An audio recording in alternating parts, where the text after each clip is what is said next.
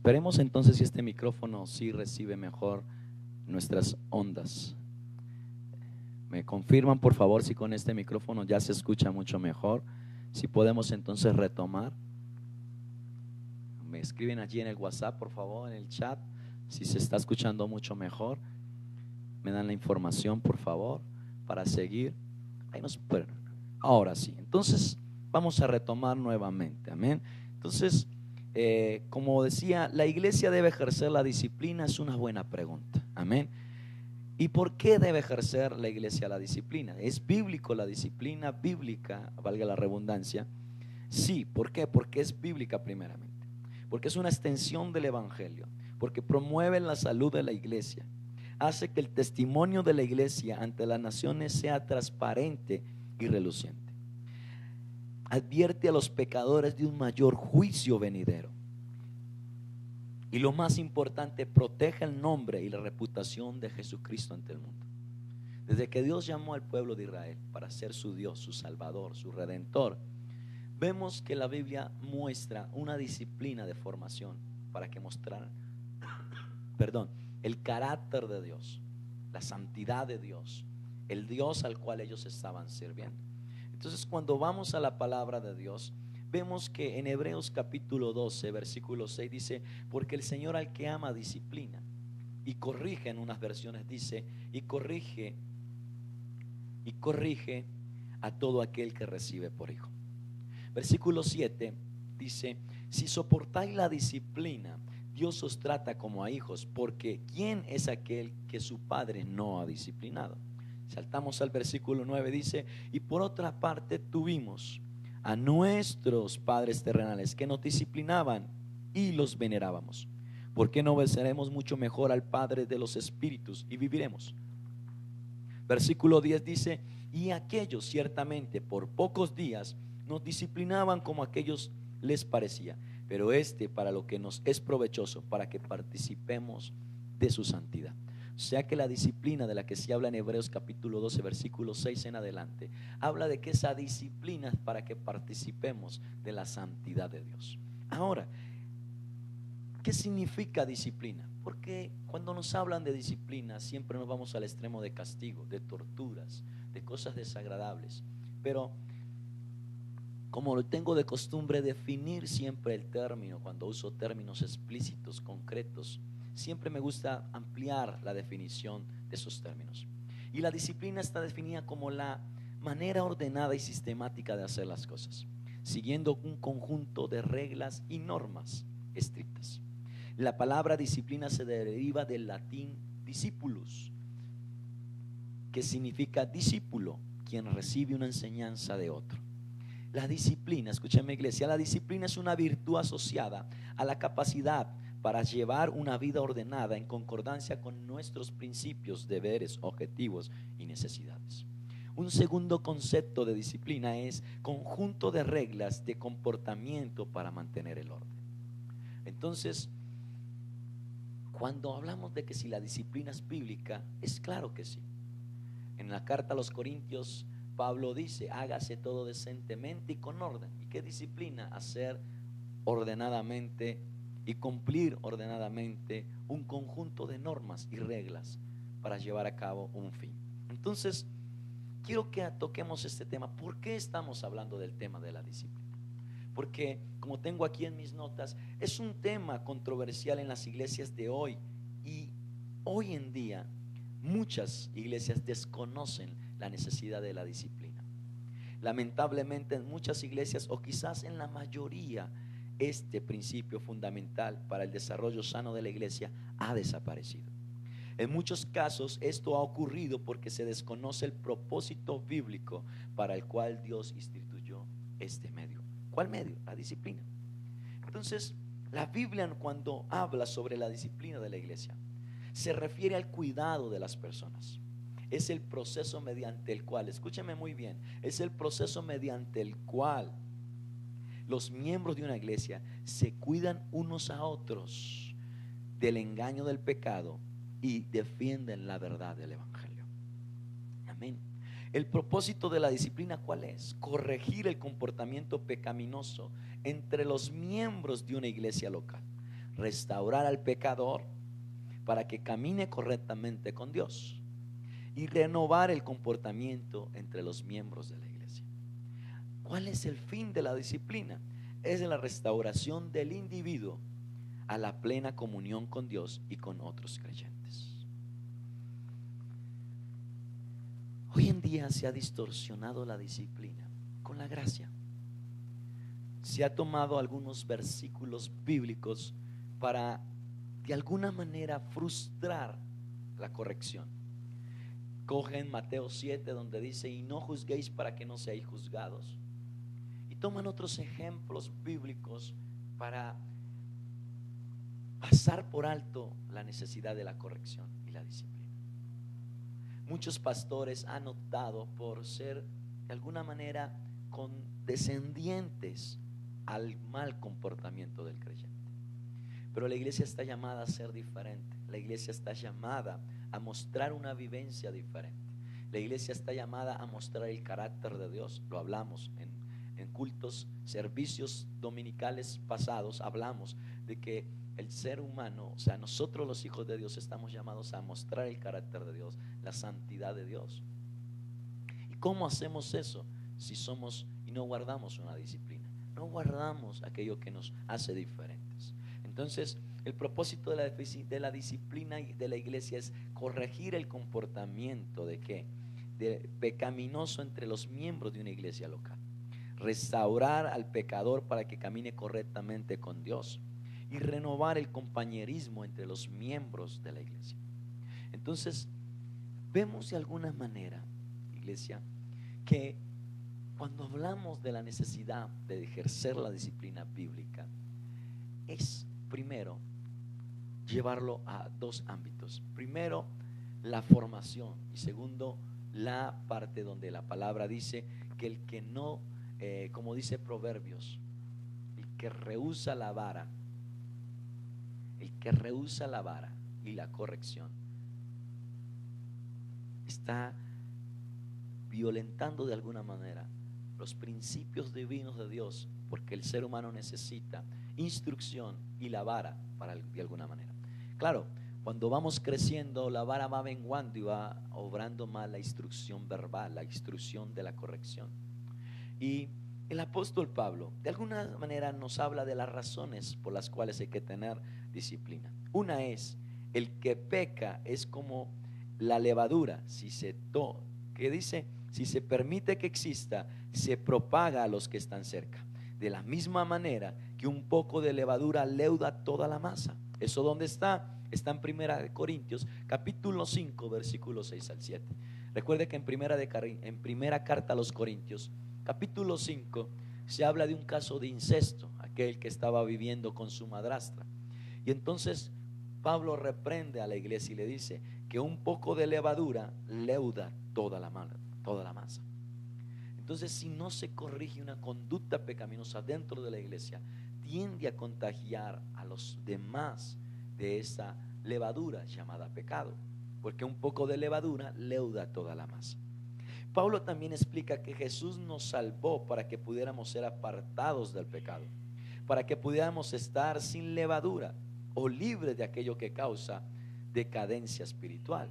Y eso lo vemos en el versículo 7 y 8. ¿De cuál estamos hablando? De Primera de Corintios, capítulo 5. Quiero que vamos allí porque estamos hablando de por qué Pablo da algunas razones de la necesidad de la disciplina bíblica. Entonces, recuerde que hablamos de que un poco de levadura, ¿qué? Eso está en el versículo 6. Amén. ¿Y qué dice?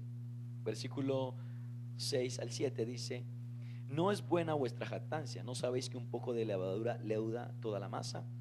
Limpiaos pues, dice el versículo 7, de la vieja levadura para que seáis nueva masa, sin levadura como sois, porque nuestra Pascua, que es Cristo, ya fue sacrificada por nosotros. Él da otra razón, dice que fuimos libres de la decadencia. Versículo 8, como lo decía, versículo 8 habla de que así que celebremos la fiesta no con la vieja levadura, ni con la levadura de malicia y de maldad, sino con panes sin levadura, de sinceridad y verdad. Entonces seguimos aquí, el deseo de Cristo para su novia, la iglesia. ¿Cuál es? Es que sea pura e inmaculada. ¿Dónde está eso? En Efesios 5, 25 al 27. Porque Dios está santificando la iglesia, porque Él vendrá por una iglesia santa y sin mancha. Amén. El testimonio de Cristo fue sobre la iglesia. Ante los incrédulos también es importante, porque cuando David pecó con Betsabé, escúcheme esto, una de las consecuencias de su pecado que Dios menciona es que el nombre único y verdadero de Dios sería blasfemado por los enemigos de Dios. ¿Ves por qué David recibe castigo, corrección cuando peca con Betsabé? Para que el nombre del único Dios verdadero no sea blasfemado. ¿Dónde está eso? Segunda de Samuel capítulo 12 versículo 14. Vemos también que en el libro de Hechos, en el capítulo 5, se suscita una situación con una señora y un señor llamado Ananías y una señora llamada Zafira. Recuerda lo que sucedió con Ananías y Zafira. Recuerda cuando Pedro le dice a Ananías: ¿por qué propusiste en tu corazón blasfemar o negar o mentirle al Espíritu Santo? Si tu heredad era tuya, ¿por qué alteraste el precio? Y murió al instante. Y luego dice que el cuerpo de él fue llevado por algunos hermanos y enterrado. Luego llegó su esposa Zafira y también hizo la misma conducta de Ananías, y dice que también pereció. Y en el versículo 11, usted que anota, del capítulo 5 del libro de Hechos, dice: y sobrevino temor sobre todos aquellos que vieron esto. ¿Por qué sucedió el acto de Ananías y Zafira? Para que entendieran que con Dios no se jugaba, que al Espíritu Santo no se le podía mentir, que a Dios no se le puede burlar, como dice Gálatas 6:7, no erréis, Dios no puede ser burlado. Lo que el hombre sembrare, eso segará. Si siembra para la carne, corrupción segará, así siembra para el Espíritu, vida segará. Entonces vemos aquí cómo de alguna manera se ven ejemplos bíblicos sobre por qué es necesario ejercer la disciplina, por qué es necesario que la iglesia tome los asuntos que están allí en la iglesia con la capacidad, con la prudencia, con la responsabilidad de ir corrigiendo aquellas conductas que de alguna manera no marcan una diferencia ante las demás personas. Entonces, muchos conocemos una manera bíblica como Jesús lo relata en Mateo capítulo 18, versículo 15 al 20. Vemos una manera bíblica de cómo Jesús dice que hay que corregir, que cómo hay que ejercer esta disciplina. Dice que, quiero que vayamos y lo leamos. Mateo capítulo 18, versículo 15 en adelante. Vaya a Mateo, por favor. Mateo capítulo 15, Mateo capítulo 18, versículo 15 en adelante. Cuando esté allí vamos a leer esta porción. Y dice: ¿cómo se debe perdonar al hermano? Entonces dice la palabra de Dios: por tanto, si tu hermano peca contra ti, ve y repréndelo estando tú y él solos. Aquí vemos algo interesante. Detenga la lectura allí. Vemos que esa disciplina contra él o en favor del hermano debe ser ¿cómo? Debe ser prudente. Debe ser algo que se maneje de alguna manera, no públicamente al principio, porque después vamos a ver que si esa persona que comete la falta no recibe la corrección estando a solas, entonces sigue un segundo paso. Y sigamos leyendo. Entonces dice: ve y repréndele estando tú y él solos. Si te oyere, has ganado a tu hermano. Versículo 16 dice: mas si no te oyere, toma a uno contigo o a dos. ¿Para qué? Para que en boca de estos 2 o 3 testigos conste toda palabra. Entonces vemos que cuando se lleva esta parte de la disciplina, se debe hacer primero de una manera prudente, de una manera no pública, sino una manera de manejarlo con prudencia. Pero si no hace caso, entonces se llama a 1 o 2 testigos para hacer de alguna manera reiterar que no quiere cambiar esa conducta, que no quiere de alguna manera tomar la reprensión, tomar la exhortación. Versículo 17 dice: y si no los oyere a ellos, dilo a la iglesia, y si no oyere a la iglesia, tenedlo por gentil y publicano. Versículo 18 dice: de cierto os digo que todo lo que atéis en la tierra será atado en el cielo, y todo lo que desatéis en la tierra será desatado en el cielo. Aquí vemos algo que suena para muchos suena muy fuerte. Yo quiero hacerles una pregunta. La Biblia me dice que si no oyere al que va a solas con él, si no oyere cuando tomare uno o dos testigos, si no oyere a la iglesia, dice tenerlo por gentil y publicano, o sea, de alguna manera correrlo de la iglesia. Y Pablo dijo esto, de alguna manera dijo: entréguelo a Satanás para que su alma se salve.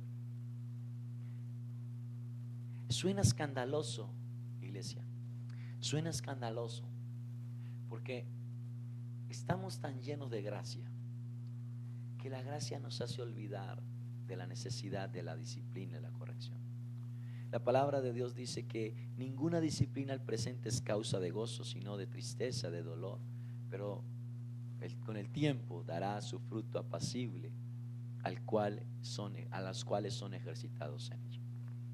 Nosotros como padres marcamos disciplinas, normas, estrategias, principios en nuestros hogares para que nuestros hijos sean de buen testimonio, sean buen comportados, tengan buena reputación. Pero ¿por qué en la iglesia nos cuesta hacer estas prácticas disciplinarias? Porque de alguna manera la iglesia muestra su inmadurez, los pastores muestran su incapacidad de manejar estas controversias llamadas indisciplinas. ¿Por qué nos cuesta a nosotros los pastores hacer disciplina? Porque nos da miedo al que dirán, porque nos da miedo a que vayan a otros lugares y nos digan: ese pastor me sacó prácticamente de la iglesia, me dijo que yo no quería cambiar, que para qué venía a la iglesia, y nos da miedo el comentario. Pero yo te quiero hacer una pregunta, querida iglesia. ¿No es más delicado temerle a Dios? Estar preocupados por lo que Dios está pensando, estar preocupados por lo que Dios pueda decir de nosotros. Porque hay algo que la palabra de Dios dice: amad a vuestros pastores, porque ellos son los que velan delante de Dios por ustedes y les tienen que dar cuentas a Dios por ustedes. Y no queremos que nos llamen la atención. Nos dice: pero pastor, no me juzgue. Está bien, hermano. Una cosa es un juzgamiento antibíblico y una cosa es el juzgamiento bíblico. Y yo quiero que vamos otra vez nuevamente al apóstol Pablo, en primera carta a los Corintios, y mire lo que el apóstol Pablo dice. Quiero que vamos rápidamente. Primera carta a los Corintios, capítulo 5. Mire tan importante la disciplina, mire tan importante esto. Primera de Corintios, capítulo 5, versículo 12. Porque ¿qué razón tendría yo para juzgar a los que están fuera? ¿No juzgáis vosotros a los que están dentro? Porque a los que están afuera Dios juzgará. Quitad pues a ese perverso de entre vosotros. Pablo está dando una instrucción. ¿Qué es disciplina? Se lo repito: conjunto de normas. ¿Qué es? Reglas de comportamiento para mantener el orden. Pablo le escribe esta carta a los de Corintio y le dice: nosotros estamos para juzgar a los de adentro, porque Dios es el que juzgará a los de afuera. Pero nosotros, como esos líderes, como esas personas que estamos allí sirviendo en una iglesia, estamos llamados a juzgar la conducta irreprochable delante de la congregación y delante de Dios. Mire lo que dice, si vamos al versículo 9, de allí donde estamos, capítulo 5 de primera carta a los Corintios, versículo 9. Mire lo que dice: os escribo por carta que no os juntéis con los fornicarios. No absolutamente con los fornicarios de este mundo, o con los ávaros, o con los ladrones, o con los idólatras, pues en tal caso os sería necesario salir del mundo. Más bien os escribo que no os juntéis con ninguno que llamándose hermano fuere fornicario, o avaro, o idólatra, o maldiciente, o borracho, o ladrón, con tal ni aún comáis. Pablo está haciendo una distinción clara. Él dice: no, yo no estoy diciendo que con los del mundo, yo estoy diciendo con los que dicen llamarse creyentes y practican la fornicación, son ávaros, idólatras, maldicientes, borrachos, con los tales ni aún comáis. Porque de alguna manera, iglesia, con un comportamiento común no vamos a marcar la diferencia. Si nosotros no manejamos en nuestras congregaciones esa disciplina, nunca seremos una luz que muchos quieran buscar. No seremos la sal que muchos quieran ir para sazonar sus vidas. Porque si no hay una diferencia, no podemos marcar una referencia para los que nos están viendo. Entonces vemos que hay cómo hacerlo. Gálatas 6:1 dice: hermanos, si alguno es sorprendido en pecado, ustedes que son espirituales deben restaurarlo con una actitud de humildad. Si usted quiere ir a la palabra de Dios, Jesús exhortó a sus discípulos muchas veces diciéndoles: ustedes no serán así, ustedes serán así. Entonces, para ir concluyendo, fue algo general, no quise profundizar mucho, pero sí quise darle a entender a usted, como mi hermano en la fe, como ese hermano que amo, como ese hijo en la fe que estoy pastoreando. Sin disciplina no sois hijos. Sin disciplina no hay muestra de amor. Sin disciplina no va a haber crecimiento. Sin formación no hay éxito. Necesitamos entender que no es legalismo, que no es atrofiar, que no es dañar, es vivir con celo de lo de Dios. Porque un poco de levadura, ¿qué hace? Leuda toda la masa. Y yo quiero regalarte esto para ir terminando. Lo di en un devocional en las horas de la mañana de los días que vamos a hacer oración a la iglesia, al lugar de reunión. Y hablé sobre Apocalipsis capítulo 3. Y vemos que dice en el capítulo 2, versículo 18, habla sobre el mensaje a la iglesia de Tiatira. Y dice que el Señor reconoce las obras y el amor y la fe y el servicio y la paciencia que estos hermanos de la iglesia de Tiatira estaban ejerciendo. Pero dice: tengo un poco de cosas, pero tengo unas cosas contra ti. ¿Cuáles? Que toleráis que esa mujer Jezabel, que se dice profetiza, enseñe y seduzca a mis siervos a fornicar y a comer cosas sacrificadas a los ídolos. Mire lo que dice la palabra, versículo 21: y le he dado tiempo para que se arrepienta, pero no quiere arrepentirse de su fornicación. He aquí yo lo arrojo en cama y en gran tribulación a los que con ella adulteran, si no se arrepienten de las obras de ellas, y a sus hijos heriré de muerte. ¿Qué vemos acá? Donde le leí Apocalipsis capítulo 2, versículo 18 en adelante, vemos que Dios reconoce las obras, pero dice: pero tengo unas cosas contra ti, que toleras a aquella mujer Jezabel, que se dice ser profetiza y que seduce y enseña a mis siervos a fornicar. Entonces vemos aquí como un mal comportamiento, porque Dios aquí, el ángel, el espíritu le está diciendo a la iglesia de Tiatira, le está diciendo: pero tengo contra ti que toleras a aquella mujer llamada Jezabel, que se dice ser profetiza y que está seduciendo y enseñando a mis siervos a fornicar. Vemos que empieza en singular y se va expandiendo a plural. Se dice que por una mujer llamada Jezabel, que se decía profetisa, estaba enseñando y seduciendo a adulterar.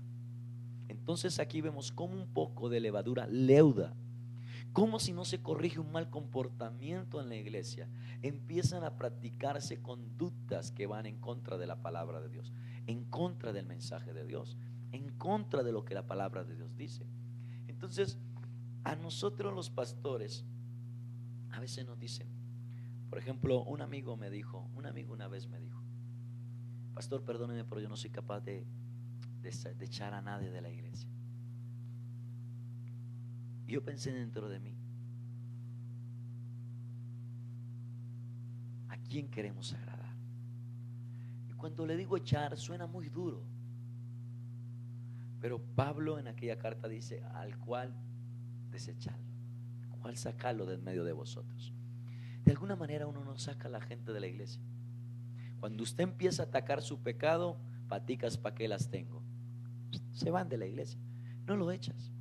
Y el decir de las personas es que, ay, es que no estoy de acuerdo, cómo me juzgaron, cómo me dijeron las cosas, cómo, imagínense, no hemos dicho nada. La palabra la que lo juzgó, la palabra la que lo señaló, la palabra la que lo exhortó, no fui yo.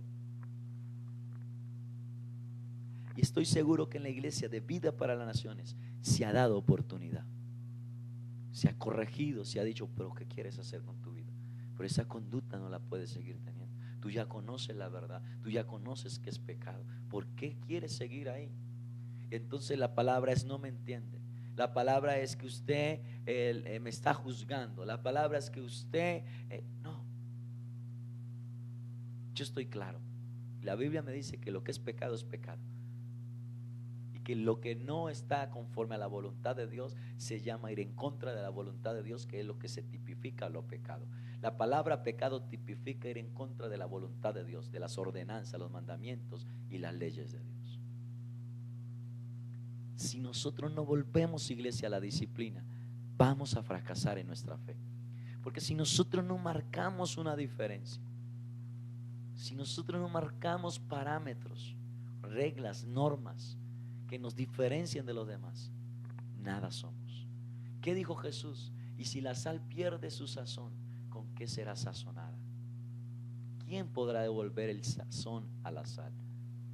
Y la iglesia, de alguna manera, sin disciplina, porque estamos en la gracia, hágale, tranquilo, siga ahí, siga en adulterio, con tal que siga ahí. No, hermano, si usted no quiere cambiar, no es digno de estar acá.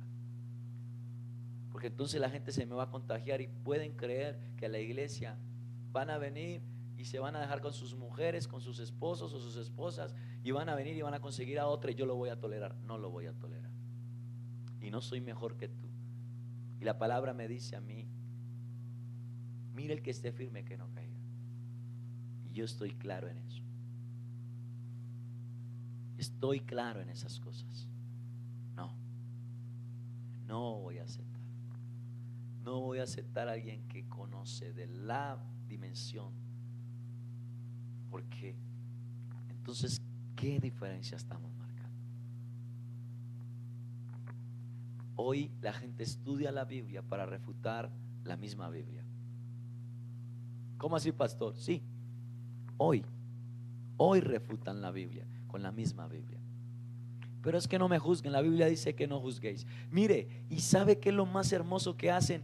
Buscan toda clase de mensajes en Facebook, redes sociales, y las ponen en sus estados para que le digan a ese pastor: mire, no juzguen, no juzguen, no juzguen, como lo dijo el apóstol Pablo. Y si nosotros no juzgamos a los de adentro, entonces ¿quién los va a juzgar? Porque Dios juzgará a los de afuera. Y la palabra de Dios es clara: exhortados los unos a los otros, confesados los pecados los unos a los otros, para que seáis sanados. Y la palabra dice: no seáis oidores olvidadizos, sino hacedores de la palabra. La palabra dice: ¿por qué me llamáis Señor, Señor, si no hacéis lo que yo quiero? La palabra dice: no todo el que me dice Señor, Señor heredará el reino de los cielos, sino aquellos que hacen mi voluntad. Ser un pastor, ser un creyente bibliocéntrico no es fácil, porque te ganarán muchos enemigos, te ganarás muchas críticas, te ganarás muchos señalamientos, estarás de boca en boca, pero quiero que entiendas o que entendamos, me incluyo allí, quiero que entendamos que es mejor que estemos de boca en boca, pero que en el cielo estén agradados con tu conducta y mi conducta, que en el cielo estén agradados por lo que estamos haciendo. Que hoy nos señalen, nos llamen legalistas, nos llamen como quieran llamarnos, pero que la palabra lo que me dice es lo que yo hago, es donde yo camino, es por donde quiero andar. Muchos le soban la espalda a uno, pero cuando caen en faltas y uno los exhorta, hasta ahí le dejaron de sobar la espalda, hasta ahí fui el pastor de su agrado. Hermanos, la palabra es clara. ¿Qué comunión tiene la luz con las tinieblas? Hermanos, con la boca que bendecís al Dios de los cielos, maldecís su creación. Esto no puede ser así. De una misma fuente no puede salir agua dulce y amarga. Hermanos, concluyo con esto. Con esta introducción a la disciplina bíblica, queremos hacer un llamado a la iglesia a practicar las obras que hacen que el evangelio sea la sal que sazona la vida de las personas y que sea esa luz que atrae las vidas a querer salir de la oscuridad. Necesitamos ser esa sal que sazone las vidas. Necesitamos ser esa luz que atrae a las vidas a querer salir de la oscuridad. Es claro, iglesia, que ser bibliocéntricos no es fácil. Porque cuando la palabra me dice, por causa de mi nombre seréis vituperados, seréis perseguidos, hablarán toda clase de mal, estaréis como ovejas en medio de lobos, algunos serán echados en cárceles, serán perseguidos, serán echados a los leones.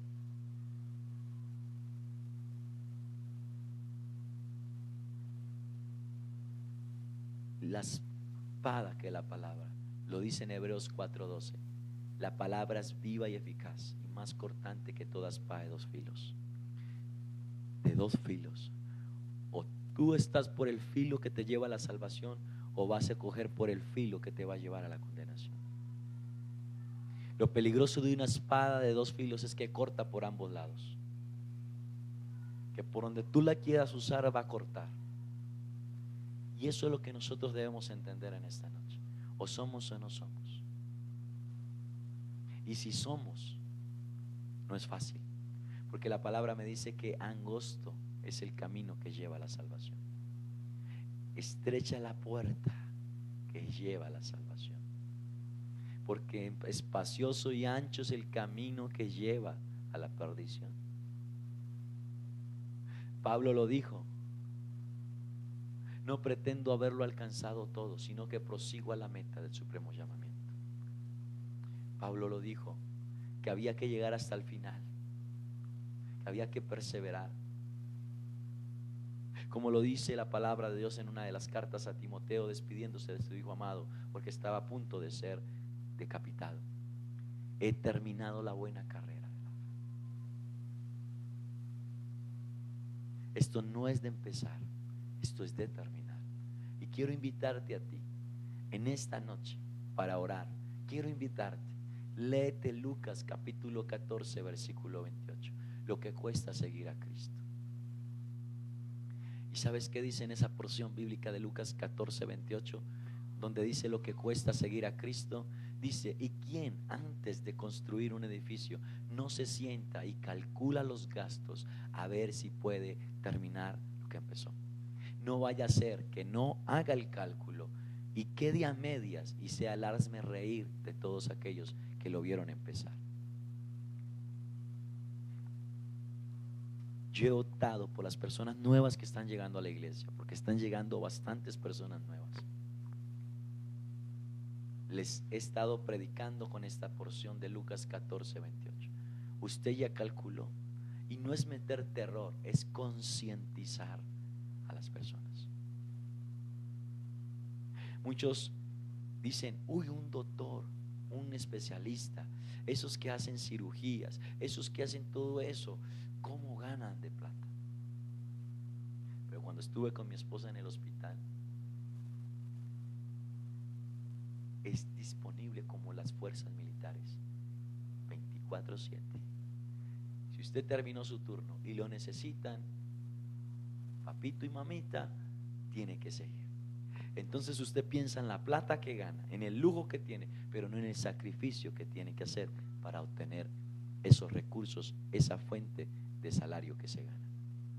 Y así es en Cristo, lo mismo. Muchos queremos, pero no queremos pagar el precio. Muchos anhelamos ser bendecidos, pero no queremos pagar el precio para ser bendecidos. Muchos no queremos pagar el precio. Invitación para esta hora. La disciplina nos va a hacer diferentes. Acepta la corrección. Acepta que sin corrección no seremos fuente atractiva para nadie. Nosotros, con todo respeto, lo voy a decir de una manera que solo tú lo puedas entender y que otro no lo puedas entender. Nosotros criticamos mucho la iglesia tradicional, pero nos estamos pareciendo a ella. Entre más hablamos, más nos vamos a parecer. Nos estamos pareciendo. Ya no hay una diferencia. Ya se está perdiendo. Se está permeando la iglesia. Se está infiltrando la levadura y está leudando toda la iglesia. Si hay alguien que sirve en alguna iglesia que me está viendo, fuera de la iglesia, iglesia de Vida para las Naciones, quiero invitarlo. Si tú sabes que en tu congregación hay un poco de levadura que va a leudar toda la iglesia, hoy Dios te está llamando. Ve y habla con tu líder, habla con tus pastores y háblales de la necesidad de cortar esa poquita levadura que puede leudar toda la masa. Necesitamos ponernos en coinonía, compartir las mismas enseñanzas, iglesia. Pastores que puedan ver este video, que puedan ver esta enseñanza. Necesitamos ponernos en sintonía para salvar las almas del fuego del infierno. Vamos a orar en esta noche. Señor, gracias por este día. Gracias por esta noche preciosa. Gracias por este servicio, papá Dios. Señor, que esta enseñanza haya llegado a los corazones. Que esta enseñanza haya llegado a nuestros corazones. Que haya tocado las fibras de nuestro corazón. Y que nos lleve a recapacitar. Que nos lleve a pensar de la manera correcta, de la manera necesaria. Señor Jesús, gracias. Gracias por este tiempo. Bendice a todos los que estuvieron. Bendice a cada hermano, a cada hermana, precioso Dios. Y que sea tu amor guiando nuestros pasos y guiando nuestras vidas. En Cristo Jesús te damos muchas gracias. Que la bendición de Dios Padre, que la bendición del Hijo y que la bendición del Espíritu Santo esté sobre tu vida. Bendiciones.